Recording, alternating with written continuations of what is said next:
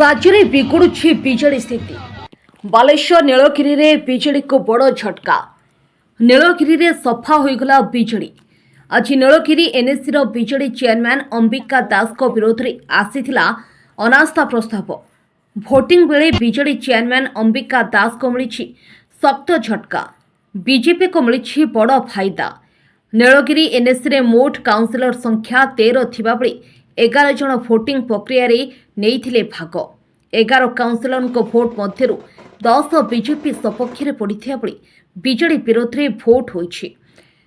सेपटे भोटिंग प्रक्रिया शेष होगा पर भोटिंग प्रक्रिया अनियमितता होइछि बोली अंबिका दास गणमाध्यम आगे प्रतिक्रिया रखिछन्ति।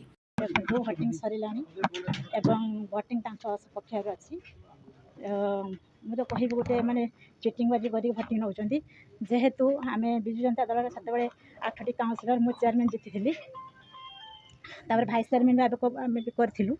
एवं आपण मैंने देखुं जिते सरकार चेंज है से 6टी काउंसिलर भारतीय जनता पार्टी की गले एवं से दल ने कि जो अनास्था प्रस्ताव सामने आनी आज तार मतामत हो मु कह दल तरफ गोटे गैजेट से बस देखिए भोट दि जाऊँगी जेहेतु गोटे नागरिक हिसाब से गोटे आम हूँ भोट सब आम निजर मतदान से आम निजे स्वाधीनता हिसाब से भोट दे किंतु सेठी भोट दि जाऊँगी देखिए भोट दि जाऊँगी भारतीय जनता पार्टी जड़े बस देखिए भोट दि जाऊँ यहाँ कौन नियम अच्छी निहत मु तो देखो दीर्घ दिन धरिक अचलावस्था लगी रही काउंसिलर मैंने असंतुष्ट थे किसी पचरा जाऊला डेवलपमेंट पूरा ठप हो विभिन्न जगह दुकान घर या बंटा हो पारनी क्या पाखु पैसा मागा हो क्या धमकाणी दिया हो क्या कौन हो क्या माड़ हो कौटी बस बिकिले कौन किस कर तार अवस्था ना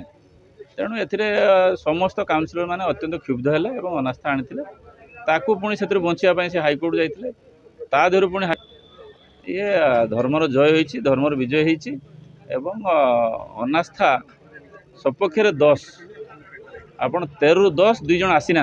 नीलगिरी अविनाश दास का रिपोर्ट खबर टुडे ओडिशा।